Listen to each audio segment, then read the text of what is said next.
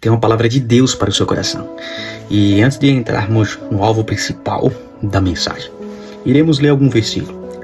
Versículo esse que fica na epístola que Paulo escreve aos Romanos, no capítulo 1, do versículo 16 e 17, que diz assim, versículo 16 e 17. Porque não me envergonho do evangelho de Cristo, pois é o poder de Deus para a salvação de todo aquele que crê, primeiro do judeu e também do grego. Porque nele se descobre a justiça de Deus, de fé em fé, como está escrito, mas o justo viverá por fé. Agora vamos ver o versículo 17 do capítulo 10. De sorte que a fé é pelo ouvir, e ouvir a palavra de Deus. O porquê eu li primeiro esses capítulos e esses versículos? Que é para demonstrar um pouco, nessa epístola que Paulo está escrevendo aos romanos, tanto aos judeus e aos gregos, Paulo está explicando que o evangelho de Cristo é o poder de Deus, é a justiça de Deus. Ele está aqui também declarando que a justiça é de fé em fé. Ele está demonstrando aqui, dizendo que o justo vive por fé. Então Paulo aqui está esclarecendo sobre a fé, sobre a justiça de Deus e também sobre a palavra de Deus. Paulo também vai dizer que a fé, ela vem pelo ouvir. E ouvir o quê? Ouvir a palavra de Deus. Então, o alvo desses textos que eu estou abordando é sobre a questão de vida das pessoas. Pessoas essa que se formou como os exegeses, que acadêmicos se forma, lê a palavra do Senhor, estuda, lê outros livros de outras culturas, no seu processo ali de estudos, ele precisa analisar outras culturas, outras religiões, outros movimentos e bagunça a mente deles. Tem deles que não foge do alvo que é Cristo, mas tem deles que foge do alvo que é Cristo e já começa a enxergar a Bíblia como não a palavra de Deus, porque perdeu o alvo. Porque essa palavra aqui, a Bíblia é a palavra de Deus. Eu creio que é a palavra de Deus. E vou mostrar, como de fato já mostrei aqui nesses capítulos aqui de Romanos, da Epístola de Romanos, nesses versículos, sobre a fé, a justiça, o justo vive por fé e a fé pelo ouvir a palavra de Deus. E essa palavra de Deus é um mapa para o tesouro. Então, se não saber entender o mapa para você encontrar o tesouro, você não vai encontrar o tesouro. Então é para vocês, exegeses, que perderam o alvo, o foco em Jesus. Eu vou mostrar só mais outros textos para abordarmos, para de fato esclarecer. A palavra do Senhor está dizendo em Gênesis que o começo de tudo veio a partir de quem? De um plano executado por Deus. Primeiro veio o projeto e depois veio a execução. A execução foi que Deus fez todas as coisas. E Deus, junto do Espírito Santo e de Jesus, entra num acordo, num diálogo, façamos o homem a nossa imagem e semelhança. De fato, Deus faz o homem a sua imagem e semelhança. Aí, quando o homem é feito, o Senhor vê que não era bom o homem estar só. Por quê? Porque nesse momento, a palavra do Senhor em Gênesis vai dizer que o Senhor saiu procurando entre toda a criação quem poderia acasalar com o homem, quem poderia fazer um casal com o homem, quem poderia ser um com o homem. Então não encontrou nenhum. E aí o Senhor fez o quê? Fez o homem entrar em um sono profundo, tirou uma costela do homem e formou a mulher. Então a mulher e o homem juntos são uma unidade, os dois juntos. É até provável que quando o Senhor chama Adão, chama o casal, ele chama Adão. E o casal apresenta, sinal que o homem e a mulher juntos, eles são uma unidade para Deus. E aí veio a desobediência essa que custou um alto preço, que foi o primeiro Adão, e depois lá na frente, que é Jesus, o segundo Adão, que obedeceu, fez um ato de justiça, morreu da cruz do Calvário, ressuscitou, e a partir de Jesus Cristo nós somos justificados e salvos pelo sangue de Jesus. Mas porém o primeiro Adão, ele fez o quê? Pecou e desobedeceu. Aí veio as consequências. Então a morte reinou de Adão até Moisés. Por quê? Porque não existia lei.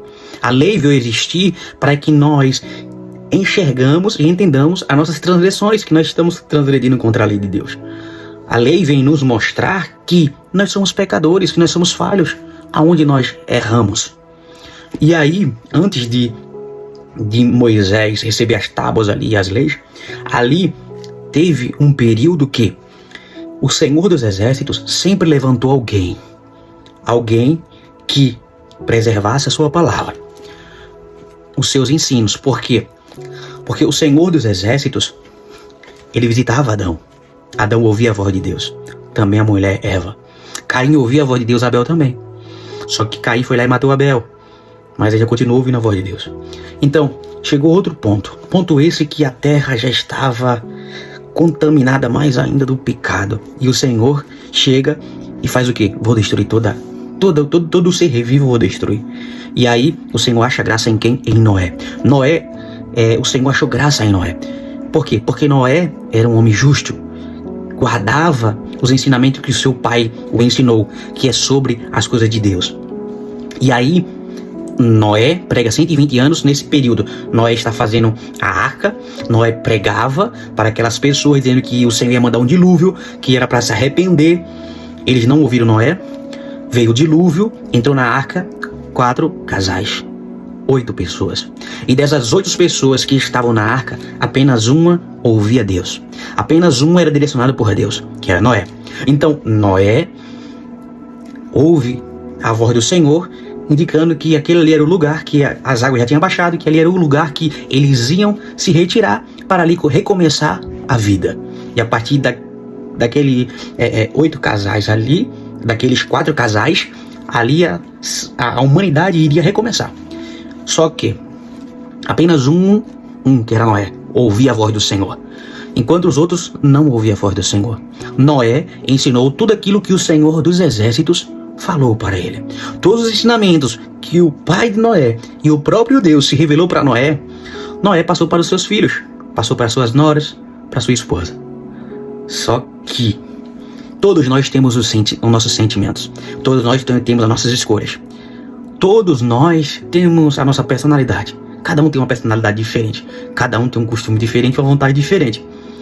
Daí, cada um decidiu seguir a sua vida, multiplicando a terra. A base existia. O alicerce existia. A raiz existia.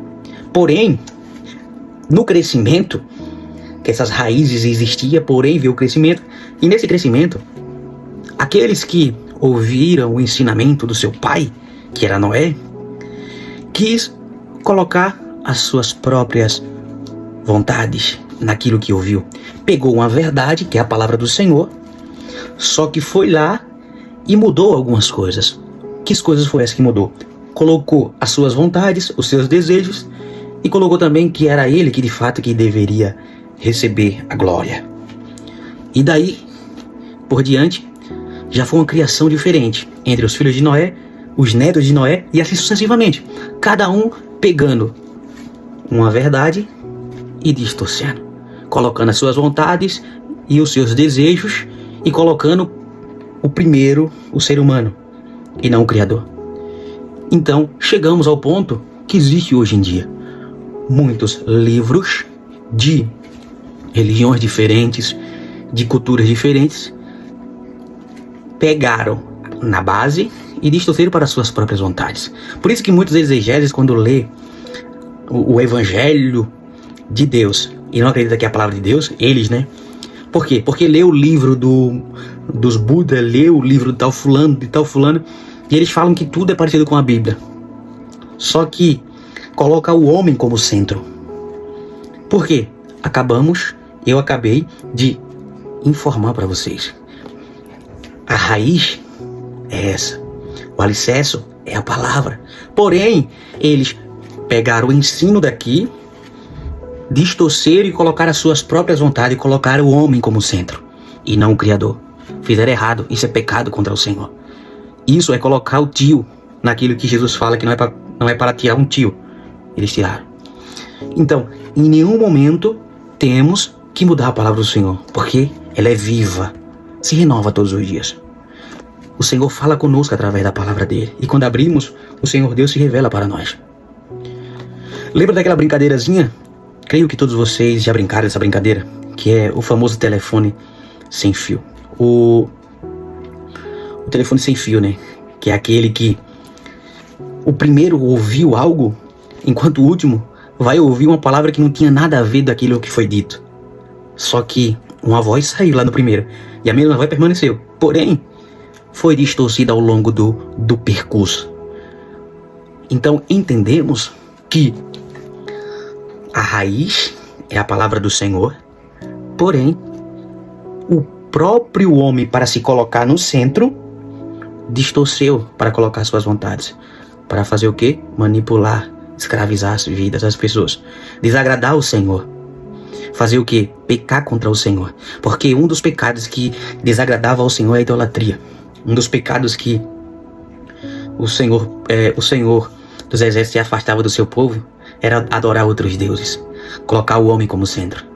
E o homem como centro é destruição.